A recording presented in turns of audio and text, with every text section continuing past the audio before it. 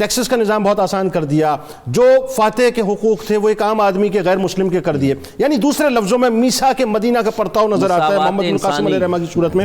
کسی مندر کو نہیں گرایا گیا. تاریخ یہ جو بلا وجہ جو مطلب ہائبرڈ وار میں لوگ یہ کہتے ہیں وہ جی لٹیرا تھا، مجھے بتائیے نا کون سا مندر جو مسمار کیا گیا. جی پلیز. جی بالکل آپ ٹھیک کہہ رہے ہیں جی. یہ جو آپ نے اس کو واسطے جہنم کرنے کی بھی بات کی، عرض یہ ہے کہ ہمیں ایک نقطہ کبھی نہیں بھولنا چاہیے کہ جو نان مسلم اس کے ہسٹورینز انہوں نے بھی اس بات کو لکھا کہ مسلمانوں کی فتوحات کا ایک بڑا پہلو یہ بھی تھا کہ ان کے پاس جو ویپنز تھے، ان کی جو اسٹریٹجی تھی وہ سب سے زیادہ الٹرا ماڈرن تھی اس دور کے لحاظ سے. آپ دیکھیں نا منجنیگیں تو انہوں نے آپ دیکھی. بالکل صحیح. یہ کیا.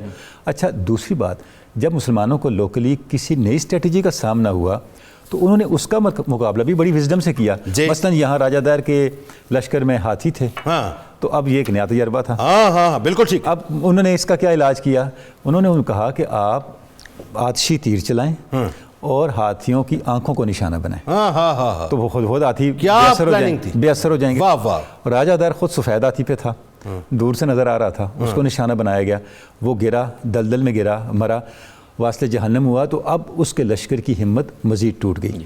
تو ہمیں یہ نہیں بھولنا کہ مسلمانوں کی اسٹریٹجی اور مسلمانوں کی جو ویپنز تھے وہ اس زمانے کے لحاظ سے سب سے جدید ترین تھے. اس کے بعد جس طرف آپ نے اشارہ کیا، ایڈمنسٹریشن میں بھی مسلمانوں کی جو ایڈمنسٹریشن کی سائنس تھی وہ سائنس زیادہ انسانیت نواز تھی. ان کی حکمت عملی زیادہ انسانیت نواز تھی بنسبت پہلے ادوار کے. اور اس نے بھی آگے چل کے مسلمانوں کے کو پختہ کیا اور وہ لیگیسی اتنی آگے چلی. آپ دیکھیں اس کو قائد اعظم نے بنیاد بنایا. واہ واہ، کیا جملہ بتائیے نا قائد اعظم کا کہ آپ کہتے ہو پاکستان.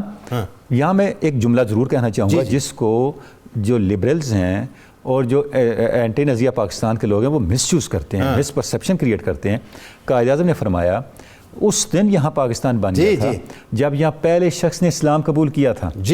پہلے قائد اعظم نے یہ نہیں فرمایا جب پہلا مسلمان یہاں آیا تھا. یہ بھی ہمیں یاد رکھنا ہے کیونکہ اس کو بھی مس انٹرپریٹ کیا جاتا ہے. یہ تو یہ ایلین آئیڈیا ہے، باہر سے پاکستان آ گیا. نہیں، قائد اعظم نے فرمایا جب پہلا شخص یہاں مسلمان ہوا تھا پاکستان بن گیا.